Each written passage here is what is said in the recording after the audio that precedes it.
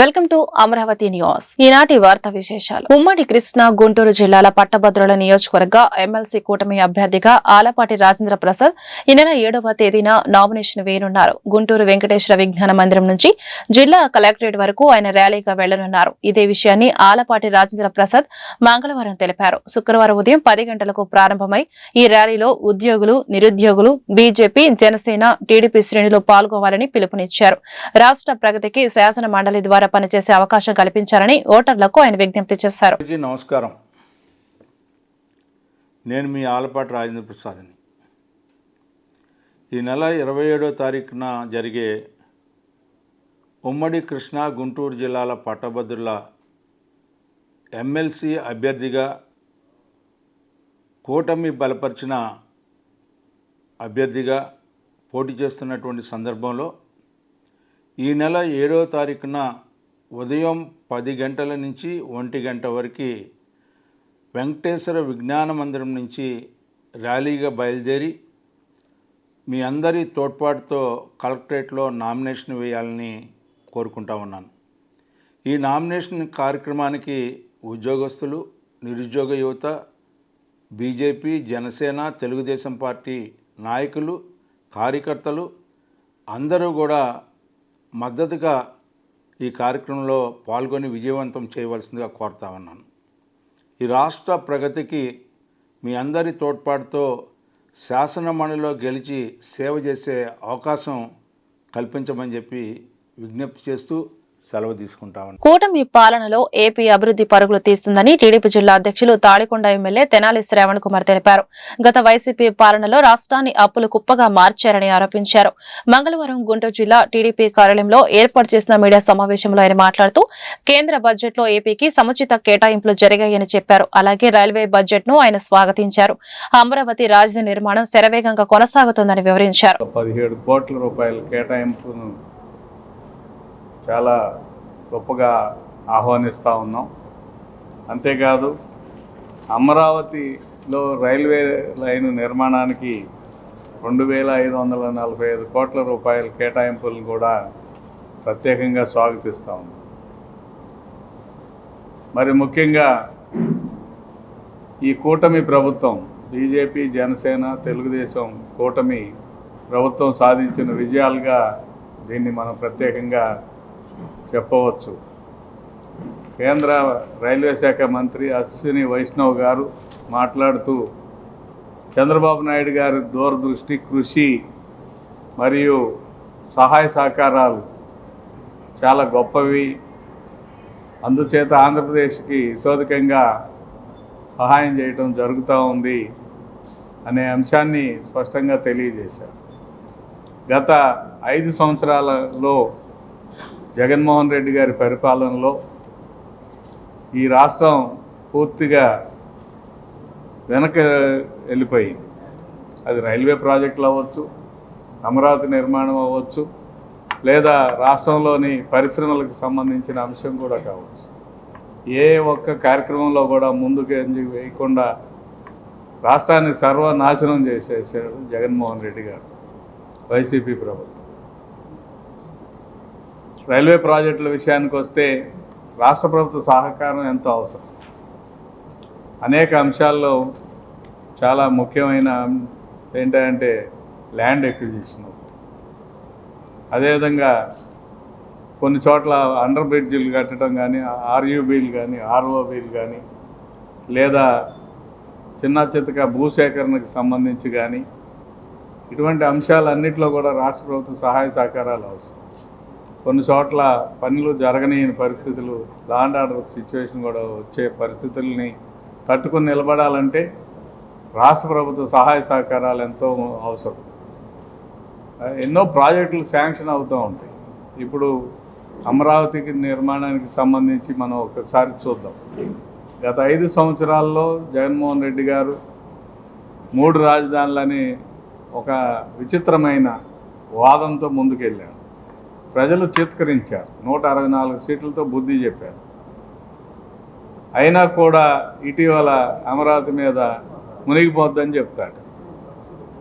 మునిగిపోని నగరం లేదు. ఒక అమరావతి తప్ప. యువతుల ప్రైవేటు వీడియోలను సేకరించి బెదిరింపులకు పాల్పడుతున్న వ్యవహారంలో అరెస్టైన ఏపీకి చెందిన రావి మస్తాన్ సాయి కేసులో కొత్త కోణాలు వెలుగులోకి వస్తున్నాయి. బాధిత మహిళలు ఫిర్యాదు చేసేందుకు వెళ్తుంటే బెదిరింపులకు పాల్పడినట్లు పోలీసులు గుర్తించారు.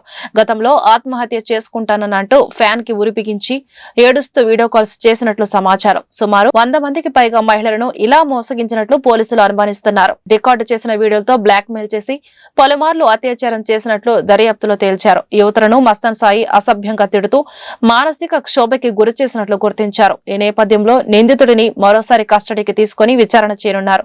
మస్తాన్ సాయి బాధితులు ఎవరైనా ఉంటే ధైర్యంగా ముందుకొచ్చి ఫిర్యాదు చేయాలని పోలీసులు సూచిస్తున్నారు. యువతులు వివాహితులకు డ్రగ్స్ ఇచ్చి లైంగిక వాంఛ తీర్చుకుంటూ వీడియోలను చిత్రీకరిస్తున్నాడని విజయవాడకు చెందిన మన్నేపల్లి లావణ్య ఇచ్చిన ఫిర్యాదు మేరకు నార్సింగి ఠాణాలో కేసు నమోదైన విషయం తెలిసిందే. మస్తాన్ సాయి గతంలో హైదరాబాద్, విజయవాడలో నమోదైన డ్రగ్స్ కేసులో నిందితుడు. సినీ నటుడు రాజ్ తరుణ్ తనను పెళ్లి పేరిట మోసగించాడని లావణ్య గతంలో నార్సింగి పోలీసులకు ఫిర్యాదు చేశారు.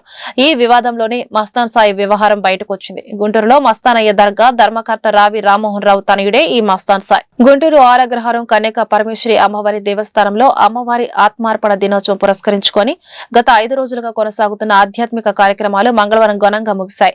అమ్మవారికి ప్రత్యేక పూజలతో పాటు సామూహిక కుంకుమార్చన కార్యక్రమాలు శాస్త్రోక్తంగా జరిగాయి. మంగళవారం అమ్మవారిని కర్నూలు జిల్లా ఉడా చైర్మన్ సోమిశెట్టి వెంకటేశ్వర్లు దర్శించుకున్నారు. ఈ సందర్భంగా గుంటూరు అర్బన్ జిల్లా ఆర్యవైశ్య సంఘ సభ్యులు ఆయనకు స్వాగతం పలికారు. టీడీపీ నేతలు ఈరంటి వరప్రసాద్, కొనకళ్ల సత్యం, ఆలయ పాలక వర్గ చైర్మన్ నిడమనూరి సురేష్, కోట శేషగిరి, సోమిశెట్టి వెంకటేశ్వర్లను శాల్వాతో ఘనంగా సత్కరించారు. ఈ మేరకు సోమిశెట్టి వెంకటేశ్వర్లు మీడియాతో మాట్లాడుతూ రథసప్తమి రోజున అమ్మవారిని దర్శించుకోవడం అదృష్టంగా భావిస్తున్నామని పేర్కొన్నారు. ఈ కార్యక్రమంలో పలువురు ఆర్యవైశ్య ప్రముఖులు పాల్గొన్నారు.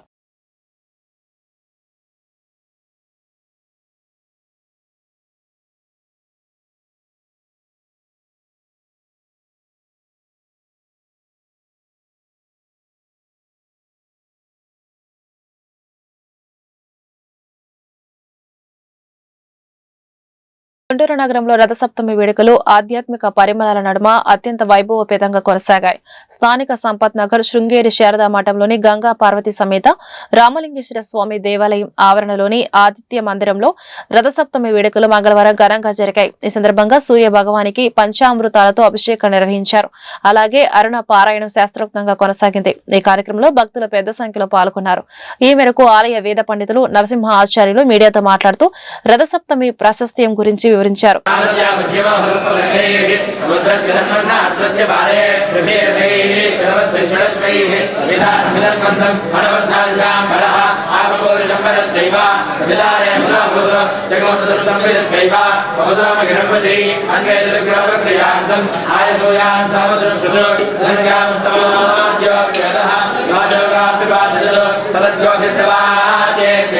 ఆంధ్రప్రదేశ్ రాష్ట్రంలో కులగణన సర్వే చేపట్టాలని కూటమి ప్రభుత్వాన్ని PCC chief YS Sharmila demand చేశారు. 5.5 కోట్ల రాష్ట్ర జనాభాల వెనుకబడిన వర్గాల వారి సంఖ్య ఎంతో తేల్చాలంటూ ఈ సందర్భంగా ప్రభుత్వానికి ఆమె సూచించారు. మంగళవారం విజయవాడలో AP PCC chief YS Sharmila విలేకరులతో మాట్లాడుతూ రాజకీయ, సామాజిక, విద్యా, ఉద్యోగాలలో ఎవరి వాటా వారికి దక్కాల్సి ఉందని అభిప్రాయపడ్డారు. జనాభా ప్రతిపాదికన న్యాయంగా రిజర్వేషన్లు అమలు కావాల్సి ఉందన్నారు.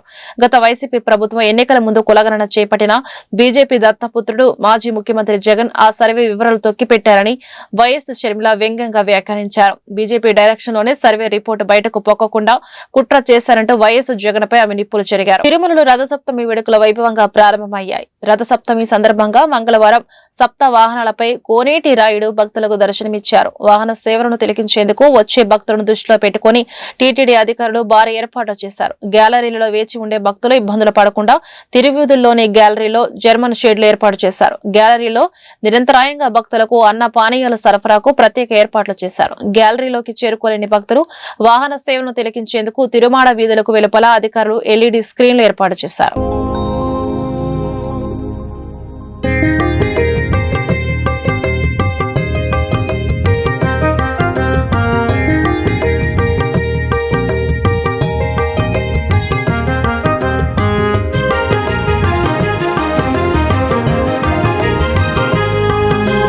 అదివో అల్లదివో శ్రీహరివాసము, అదివో అల్లదివో శ్రీహరివాసము, పదివేలు శేషుల రథసప్తమి పర్వదిన సందర్భంగా శ్రీకాకుళం అరసవెల్లి సూర్యనారాయణ స్వామి ఆలయంలో మంగళవారం తెల్లవారుజామున వేడుకలు వైభవంగా ప్రారంభమయ్యాయి. దేవాదాయ శాఖ ప్రిన్సిపల్ సెక్రటరీ వినయ్ చంద్ స్వామివారికి పట్టు వస్త్రాలు సమర్పించారు. కేంద్ర మంత్రి రామ్మోహన్ నాయుడు స్వామివారి నిజరూప దర్శనం చేసుకున్నారు. కాగా క్షీరాభిషేకం కోసం భక్తులు బారులు తీరారు. మంగళవారం ఉదయం 7 గంటల నుంచి సాయంత్రం 4 గంటల వరకు స్వామివారి నిజరూప దర్శనం భక్తులకు కల్పించనున్నారు. ఆదిత్యుడి దర్శనం కోసం సోమవారం రాత్రి నుంచి ఆలయానికి భక్తులు భారీగా తరలివచ్చారు. దీంతో ఆలయ పరిసరాలు భక్తులతో కిటకిటలాడుతున్నాయి. రాష్ట్ర ప్రభుత్వం, ముఖ్యంగా రాష్ట్ర ముఖ్యమంత్రి వర్యులు చంద్రబాబు నాయుడు గారు దీన్ని స్టేట్ ఫెస్టివల్గా జరిపించాలని జియో కూడా రిలీజ్ చేయడం జరిగింది. దానికి ప్రత్యేకమైనటువంటి ధన్యవాదాలు మా జిల్లా ప్రజల తరపున ముఖ్యమంత్రి గారికి తెలియజేసుకుంటున్నాం. ఈ ఆలయానికి ఉండేటటువంటి ప్రత్యేకతని ఆయన గుర్తించి రాష్ట్ర పండగగా జరుపుకునే అవకాశం ఆయన కేటాయించడం జరిగింది. దాన్ని ఒక ముందడుగుగా తీసుకొని ఈసారి జరుగుతున్నటువంటి ఉత్సవాలు 3 రోజు కార్యక్రమాలుగా చేయించి మరి ఒక పక్కన ఆధ్యాత్మిక కార్యక్రమాలతో, సాంస్కృతిక కార్యక్రమాలతో, ముఖ్యంగా శ్రీకాకుళం జిల్లాలో ఉండేటటువంటి ప్రజలందరూ కూడా ఈ రథసప్తమి కార్యక్రమం ఒక పండగలాగా జరుపుకునే ఆనందమైనటువంటి కార్యక్రమం చేయాలని 3 రోజులు మంచి ప్రోగ్రామ్స్తో వైభవంగా చేయడం జరిగింది. అసలైనటువంటి ఈరోజు రథసప్తమి నాడు కూడా సుమారు 1.5-2 లక్షల మంది భక్తులు రాష్ట్ర నలుమూలల నుంచి, దేశ విదేశాల నుంచి కూడా ఆ పవిత్రమైనటువంటి సూర్యభగవాన్ స్వామి తాలూకా ఆశీస్సులు పొందాలని ఇక్కడికి విచ్చేస్తున్నారు. మరి దానికి కూడా చాలా భారీగా ఏర్పాట్లు చేసుకొని వచ్చేటటువంటి ఏ భక్తుడికైనా సరే ఎక్కడ ఎటువంటి ఇబ్బంది కలగకుండా అన్ని ఏర్పాట్లు కూడా చేశాం. ఆలయ గోపురం కనబడే విధంగా, ఆలయ ప్రాంగణం కూడా ఎంతమంది భక్తులు వచ్చినా సరే చాలా చక్కగా దర్శనం చేసుకునే విధంగా ఏర్పాట్లన్నీ కూడా చేశాం. అన్నమయ్య జిల్లాలో విద్యారంగ సమస్యలపై ఉద్యమిస్తున్న ఏఎస్ఎఫ్ నాయకులు అక్రమ అరెస్టును గుంటూరు జిల్లా కార్యదర్శి యశ్వంత్ ఖండించారు. విద్యార్థులు ఎదుర్కొంటున్న సమస్యలను కూటమి ప్రభుత్వం పరిష్కరించకపోగా అక్రమ అరెస్టులు చేయడం దుర్మార్గమని ఆక్షేపించారు. రాష్ట్రంలో విద్యార్థి సంఘాల నాయకులపై పోలీసులు నిర్బంధ కాండ నిరసిస్తూ ఏఎస్ఎఫ్ ఆధ్వర్యంలో మంగళవారం గుంటూరు లాడ్జ్ సెంటర్లోని అంబేద్కర్ విగ్రహం వద్ద నిరసన ప్రదర్శన జరిగింది. ఈ సందర్భంగా యశ్వంత్ మీడియాతో మాట్లాడుతూ ఎన్నికల ముందు సీఎం చంద్రబాబు నాయుడు విద్యార్థి సంఘాల నాయకులకు ఇచ్చిన హామీలను అమలు చేయాలని డిమాండ్ చేశారు. లేని పక్షంలో ఆయన పర్యటనలను అడ్డుకుంటామని హెచ్చరించారు. ఈ కార్యంలో ఏఎస్ఎఫ్ జిల్లా అధ్యక్షులు గండు శివ, నగర కార్యదర్శి ప్రణీత్ తదితరులు పాల్గొన్నారు. రాష్ట్ర ముఖ్యమంత్రి నారా చంద్రబాబు నాయుడు గారు అన్నమయ్య జిల్లాలోని ప్రజావేదిక మీటింగ్ ఏర్పాటు చేయడం జరిగింది. అందులో అన్నమయ్య జిల్లాలో ఉన్న ఏఐఎస్ఎఫ్ నాయకులు నారా చంద్రబాబు నాయుడుని కలవడానికి, అన్నమయ్య జిల్లాలో ఉన్న విద్యారంగ సమస్యలు పరిష్కరించడానికి ఆయనకి మెమరాండం ఇవ్వడానికి వెళ్తుంటే అక్కడే ఉన్న పోలీసులు అక్రమంగా అరెస్టు చేసి జైల్లో వేయడం జరిగింది. ఈ ఘటనను ఆల్ ఇండియా స్టూడెంట్ ఫెడరేషన్ ఏఐఎస్ఎఫ్గా తీవ్రంగా ఖండిస్తూ ఉన్నాం. విద్యారంగ సమస్యలు పరిష్కరించాలని చెప్పి అన్నమయ్య జిల్లాలో ఉన్నటువంటి నాయకత్వం నారా చంద్రబాబు నాయుడు గారిని వెళ్ళి కలవడానికి వెళ్తే ఎందుకు అరెస్టు చేస్తారని చెప్పి ఈరోజు ఆల్ ఇండియా స్టూడెంట్ ఫెడరేషన్ అడుగుతూ ఉన్నాం. సమస్యలు పరిష్కరించమని అడిగితే అరెస్టులు చేస్తారా అని అడుగుతూ ఉన్నాం. అలానే అంతకుముందు ప్రతిపక్షంలో ఉన్న నారా చంద్రబాబు నాయుడు గారు ఇదే గుంటూరు జిల్లాలో మంగళగిరి కార్యాలయంలో ఏఎస్ఎఫ్ నాయకులను పిలిపించుకొని మా సమస్యలు తీరుస్తామని చెప్పి హామీ ఇచ్చారు. ఇప్పుడు అదే అడుగుతూ ఉన్నాం. అరెస్టు చేస్తుంటే విద్యార్థి సంఘ నాయకుల్ని మీరు నోరు మెదపటేటి అని అడుగుతూ ఉన్నాం. అలానే అన్ని జిల్లాల్లో తీవ్రంగా వ్యతిరేకిస్తూ ఉన్నాం ఈ ఘటనను. ఇక మీద నుంచి మీరు ఏ జిల్లాకి పర్యటనకు వస్తే ఆ జిల్లాలో ఖచ్చితంగా ఏఐఎస్ఎఫ్ నాయకులుగా అడ్డుకుంటామని చెప్పి ఈ సందర్భాన్ని తెలియజేస్తూ ఉన్నాం. రాష్ట్ర ప్రభుత్వాన్ని ఒకటే హెచ్చరిస్తూ ఉన్నాం. ఎన్డీఏ కూటమికి తక్షణమే అరెస్టు చేసిన విద్యార్థి సంఘ నాయకులని విడుదల చేయకపోతే రాష్ట్ర వ్యాప్తంగా ఆందోళనలు చేపడతామని చెప్పి ఈ సందర్భాన్ని తెలియజేస్తా ఉన్నాం. పార్టీ సీనియర్ నేతలతో వైసీపీ అధినేత మాజీ ముఖ్యమంత్రి వైఎస్ జగన్మోహన్ రెడ్డి భేటీ అయ్యారు. తాడేపల్లిలోని వైసీపీ కార్యాలయంలో కొనసాగుతున్న ఈ సమావేశానికి బొత్స సత్యనారాయణ, సజ్జల రామకృష్ణ, మేరుగ నాగార్జున, జోగి రమేష్లు హాజరయ్యారు. ఈ సందర్భంగా పార్టీ నేతలతో వైఎస్ జగన్ తాజా రాజకీయ పరిణామాలు సహా పలు అంశాలపై చర్చిస్తున్నారు. జిల్లా కౌశిక్ కార్తిక్ రెడ్డిల ఆధ్వర్యంలో కేకే ఓవర్స్ ఎడ్యుకేషనల్ సర్వీసెస్ నూతన కార్యాలయంను ప్రారంభించిన వివిఐటి కాలేజీ చైర్మన్ విద్యాసాగర్ అనంతరం ఆయన మాట్లాడుతూ యువత ఎవరి మీద ఆధారపడకుండా స్వశక్తితో తన కాళ్లపై నిలబడే విధంగా ఆలోచన చేయాలని సూచించారన్నారు. చెల్లా కౌశిక్ కార్తిక్ రెడ్డిలకు అభినందనలు తెలుపుతున్నారని అన్నారు.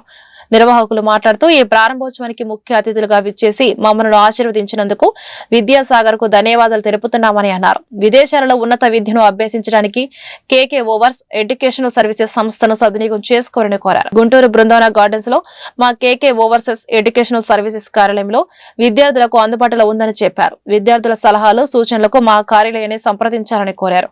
ఈ కార్యక్రమంలో శ్రీరామ్, శ్రీనివాసరావు, బయలడుగు ప్రసాద్, ఉదయ్ కిరణ్, సుందర్, గోపి, సాయి తదితరులు పాల్గొన్నారు. ఈ ఎడ్యుకేషనల్ కన్సల్టెన్సీ ఏదైతే విద్యార్థికి నిజంగానే చాలా మంది విద్యార్థులు తప్పుదోవ పట్టించడం కారణంగా, సరైనటువంటి గైడ్ లైన్స్ ఇవ్వడం కారణంగా నిజంగా ఈరోజు మోసపోతున్నారు.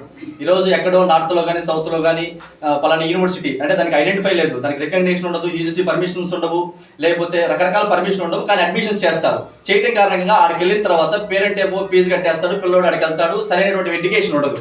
కాబట్టి కేకే ఓవర్సీస్ ఏదైతే ఉందో, మేము చేసేటువంటి సర్వీస్ ఏదైతే ఉందో ఆ యూనివర్సిటీకి ఆల్ పర్మిషన్స్ ఏ ఉంటాయో అటువంటి యూనివర్సిటీ మేము వాళ్ళతో మేము టైఅప్ అవుతాము.